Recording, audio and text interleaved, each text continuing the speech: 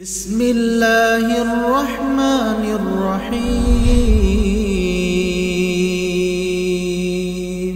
الحمد لله رب العالمين وأصلي وأسلم على نبينا محمد وعلى آله وصحبه أجمعين وبعد فعن عبد الله بن عمر رضي الله عنهما قال كان رسول الله صلى الله عليه وسلم يعتكف العشر الأواخر من رمضان متفق عليه সহিহ বুখারী এবং মুসলিমের রিওয়ায়াত আব্দুল্লাহ বিন উমর রাদিয়াল্লাহু আনহুমা বর্ণনা করেন নবী করিম সাল্লাল্লাহু আলাইহি ওয়াসাল্লাম রমজান মাসের শেষ 10 দিন ইতিকাফ করতেন। এই হাদিস দ্বারা রমজান মাসের ইতিকাফ এর বিধান প্রমাণিত হচ্ছে, ইতিকাফের ফজিলত প্রমাণিত হচ্ছে, আর মসজিদে অবস্থান করা এই 10 দিন এর ফজিলত প্রমাণিত হচ্ছে। বিশেষ করে এই শেষ দিন, যেহেতু মুহাম্মদ রাসূলুল্লাহ সাল্লাল্লাহু আলাইহি ওয়াসাল্লাম রমজান মাসের শেষ 10 রাত 10 দিন ইতিকাফ করতেন, হাত্তা তাওয়াফাহুল্লাহু আযজা ওয়া জাল, মৃত্যুর লগ্ন পর্যন্ত নবী করিম সাল্লাল্লাহু আলাইহি ওয়াসাল্লাম 10 দিন ইতিকাফ করেছেন, মানে প্রতি বছর। আর নবী করিম সাল্লাল্লাহু আলাইহি ওয়াসাল্লাম যে আমল করেছেন আল্লাহর আনুগত্যের জন্য, তার নৈকট্য লাভের জন্য, সেটা আমাদের জন্য বিদিত। এই ইতিকাফ এমন মসজিদে হবে যে মসজিদে নিয়মিত জামাত হয়, যেমন ওয়াক্তি নামাজ অথবা জুম্মার সালাত যেখানে হয়, জুম্মার সালাত যেখানে হয় জামি মসজিদ, সেখানে অবস্থান নিলে উত্তম। তো এই শর্ত হলো লা ইয়াসিহুল ইতিকাফ ইল্লা ফি মসজিদি জামাআহ, বাস এটা হলো শর্ত। যেখানে 5 ওয়াক্ত সালাত হয় জামাতের সাথে, এই মসজিদেই ইতিকাফ হবে। ইতিকাফকারী 21 তারিখের রাত অর্থাৎ 20 তারিখ দিনগত 20 তারিখ সূর্যাস্তের পূর্বে তিনি ইতিকাফ মসজিদে অনুপ্রবেশ করবেন। এটাই হলো বেশিরভাগ উলামাদের মত। আবু সাঈদ আল খুদরি রাদিয়াল্লাহু আনহু নবী করিম সাল্লাল্লাহু আলাইহি ওয়াসাল্লাম থেকে বর্ণনা করেছেন যে ওফিহি মান ই'তাকাফা يعني من كان اعتكف معي فليعتكف في العشر الأواخر। নবী করিম সাল্লাল্লাহু আলাইহি ওয়াসাল্লাম বলেছেন من كان اعتكف معي فليعتكف العشر الأواخر, যদি কেউ আমার সাথে ইতিকাফ করতে চায় সে যেন রমজান মাসের শেষ 10 রাত 10 দিন ইতিকাফ করে। তো শেষ 10 রাত ইতিকাফ কীরকম হবে? 20 তারিখ সূর্যাস্তের পূর্বে আপনি প্রবেশ করবেন, সূর্যাস্তের পর না। এই দিন সূর্য ডুবার আগে ইতিকাফ করে নেবেন, মানে মসজিদে ঢুকবেন। আর এই যে ইতিকাফ কেন করবেন বলছেন, ويؤيد ذلك أن من مقاصد الاعتكاف التماس ليلة القدر, যে ইতিকাফের একটা গুরুত্বপূর্ণ উদ্দেশ্য হলো লাইলাতুল কদরের অন্বেষণ করা। আর 21 তারিখের রাত অর্থাৎ 20 তারিখ দিনগত রাত, এটা হলো 21 তারিখের রাত। 21 তারিখের রাত লাইলাতুল কদর হতেও পারে, সম্ভাবনা বেশি। তাই এই জন্য যারা ইতিকাফ করবেন তারা 20 তারিখ সূর্যাস্তের পূর্বে মসজিদে অনুপ্রবেশ করবেন। আর এটাই সব জায়গায় প্রচলিত, আলহামদুলিল্লাহ। শেষ 10 দিন ইতিকাফ করার বিশেষ ফায়দা হলো যে মানুষ দুনিয়াবি পার্থিব কাজকর্ম থেকে একটু দূরে সরে আল্লাহর দিকে মনোযোগী হয়, মনোনিবেশ করে, নির্জনে দুনিয়ার ঝামেলা থেকে মুক্ত হয়ে আল্লাহর ঘর মসজিদে অবস্থান নিয়ে। আর এই কাজই আল্লাহ রাসূল সাল্লাল্লাহু আলাইহি ওয়াসাল্লাম নিজে করেছেন সাল্লাল্লাহু আলাইহি ওয়াসাল্লাম। আর এই ইতিকাফ হবে আল্লাহর কোনো ঘরে। এবারে বান্দা যখন আল্লাহর কোনো ঘরে অর্থাৎ মসজিদে ইতিকাফ করবে, তো এখানে এক্ষেত্রে কয়েকটি বিধান তার উপর আরোপ হয়। যে সময় সে স্ত্রী সহবাস থেকে দূরে থাকবে, এমনিভাবে স্ত্রীর সাথে আলিঙ্গন বা এরকম কিছু, এটা তো আর আমাদের দেশে তো মসজিদগুলিতে বর্তমানে এই মসজিদ এরকম নাই। কারণ সৌদিতে আছে ব্যবস্থাপনা, মহিলাদের জন্য আলাদা ব্যবস্থা, পুরুষদের জন্য আলাদা ব্যবস্থা। তো মসজিদে যদি ইতিকাফ করে তো এইসব নিষেধ। আল্লাহ পাক নিজেই বলেছেন, ওয়ালা তুবাশিরুহুন্না ওয়া আনতুম আকিফুনা ফিল মাসাজিদ, মসজিদে অবস্থান করা অবস্থায়, ইতিকাফ করা অবস্থায় তোমরা তাদের সাথে মেলামেশা করবে না, সহবাস করবে না, আলিঙ্গন করবে না ইত্যাদি। এমনিভাবে যিনি ইতিকাফ করবেন তিনি মসজিদ থেকে বের হবেন না, তবে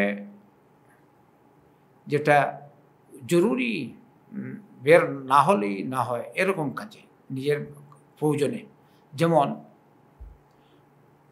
ঘুমিয়েছেন রাত্রে অথবা দিনে আর স্বপ্নদোষ হয়ে গেছে, তাহলে এই অবস্থায় গোসল করার জন্য মসজিদ থেকে বের হবেন, পেশাব পায়খানার জন্য। তবে যদি মসজিদে হাম্মাম থাকে অথবা বাথরুম থাকে তাহলে ওখানেই কাজ সারবেন, বাড়িতে যাওয়ার বা রুমে যাওয়ার প্রয়োজন নেই। আচ্ছা, এমনিভাবে বিশেষ প্রয়োজন তার, যেমন পানাহারের জন্য, খাবার দাবারের জন্য, যদি মসজিদে খাবার নিয়ে আসার মতো ব্যবস্থাপনা থাকে তাহলে মসজিদেই পানাহার করবেন, খাবার দাবার খাবেন, বাসায় আর যাবেন না। নয় যদি এরকম হয় কোনো স্থানে তিনি ইতিকাফ করেন যেখানে তাকে খাবার এনে দেওয়ার মতো কেউ নাই, তাহলে নিজ বাড়িতে গিয়ে খাবার খেয়ে আবার মসজিদে আসতে পারেন। قالت عائشة رضي الله عنها كان رسول الله صلى الله عليه وسلم لا يدخل البيت إلا لحاجة إذا كان معتكفا وفي رواية إلا لحاجة الإنسان। বুখারী মুসলিম এসেছে আল্লাহ রাসূল সাল্লাল্লাহু আলাইহি ওয়াসাল্লাম মানে মা আয়েশা রাদিয়াল্লাহু আনহা বলেন, নবী করিম সাল্লাল্লাহু আলাইহি ওয়াসাল্লাম নিজ ঘরে প্রবেশ করতেন না, তবে তার বিশেষ প্রয়োজনে, মানে ইতিকাফ করা অবস্থায়। অন্য রিওয়ায়াতে হাজাতুল ইনসান, মানবিক প্রয়োজনে তিনি বের হতেন। আর মানবিক প্রয়োজন হলো এইটা, যেমন পেশাব পায়খানার জন্য, এমনি গোসল যদি জরুরি হয় তাহলে, আর না হয় যেতেন না সাল্লাল্লাহু আলাইহি ওয়াসাল্লাম। কোনো কোনো ব্যক্তি বলেন বা প্রশ্নই করেন যে আমি যেমন ইতিকাফে আছি, তো আমার কোনো লোক অসুস্থ, আমি কি তাকে দেখতে যেতে পারবো? অসুস্থ ব্যক্তির সেবা করার জন্য বা তাকে দেখা করার জন্য, তার সাথে দেখা করার জন্য যেতে পারবো? এই প্রশ্নের উত্তর এখানে বলছেন, আম্মা খুরুজুহু লিতাআতিন লা তাজিবু আলাইহি কাইয়াদাতি মারিদিন ওয়া শুহুদি জানাজাতিন ওয়া নাহবি যালিক ফালা ইয়াফআলুহু ইল্লা ইন ইশতারাতা যালিকা ফি ইবতিদাই ইতিকাফিহি আলা আহাদিল কওলাইন আল্লাহু আ'লাম। যদি বিশেষ কারণে, যেটা তার উপর ওয়াজিব না, এমন কারণে বের হতে হয়, মানে এমন কোনো ইবাদতগত কাজের জন্য, যেমন জানাজায় শরীক হওয়া কিংবা রোগীর দেখাশোনা, এইসব যদি তার উপর ফরজে আইন না হয় তাহলে সে বের হবে না। তবে ফরজে আইন কেন বললাম, জানাজার সালাত পড়ে এটা ফরজে কিফায়া, কিছু লোক আদায় করেছে, এটা আপনার জন্য যেতে হবে না। কিন্তু যদি এরকম হয় যে আপনি এমন জায়গায় আছেন না গেলে হবে না, আপনাকেই দাফন করতে হবে, তাহলে তো যেতে হবে অন্য কারণে।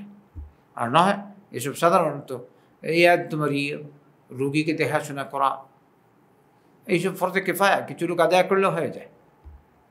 তো এই অবস্থায় আপনি যাবেন না। তবে যদি আপনি ইতিকাফের পূর্বেই শর্ত মনে মনে শর্ত থাকে যে আমি অমুককে দেখতে যাব, তাহলে দুই উক্তির মধ্যে একটি উক্তি অনুযায়ী আপনি যেতে পারেন যদি শর্ত করে থাকেন। আর না হয় রোগীর দেখাশোনা করার জন্য ইতিকাফ অবস্থায় আপনি যাবেন না, জানাজার সালাত পড়ার জন্য যাবেন না। এমনিভাবে ইতিকাফ যিনি করবেন ইতিকাফের হিকমত কি, তার মূল কারণ কি, সেদিকে লক্ষ্য রাখা তার জন্য উচিত। হিকমত মানে কি? আল্লাহর ইবাদতে মশগুল থাকা। তাই তিনি তার সময় ব্যয় করবেন সালাতের মাধ্যমে, নফল সালাত, ফরজ সালাত তো আছেই, নওয়াফিল ইত্যাদি, কোরআন তিলাওয়াত, আল্লাহর জিকির, অর্থাৎ সময়টা যেন ভালো কাজে যায়।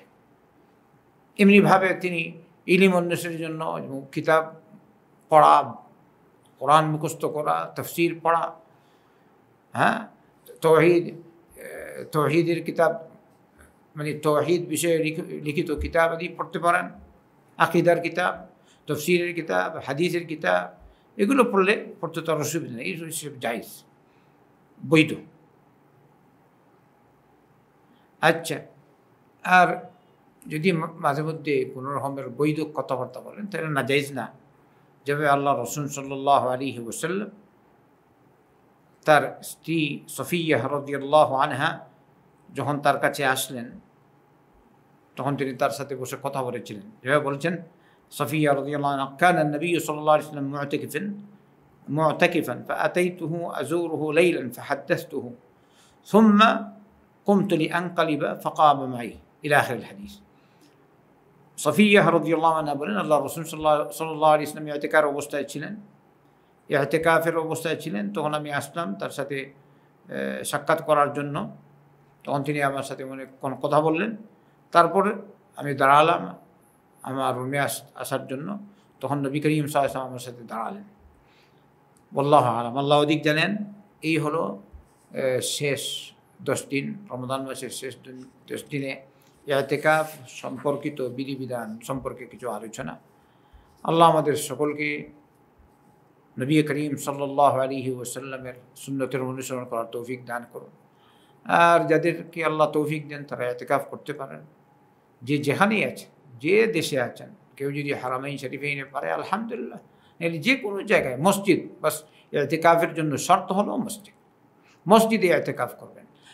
এমনকি যদি নারীরা ইতিকাফ করতে পারেন, মসজিদে গিয়ে এরকম ব্যবস্থাপনা থাকে, তাহলে মহিলাও মসজিদে যেতে পারেন। কিন্তু আমাদের দেশে প্রচলন রয়েছে ঘরে নারীরা ইতিকাফ করে, এর পক্ষে দলিল নেই। তাই ঘরে ইতিকাফ হবে না,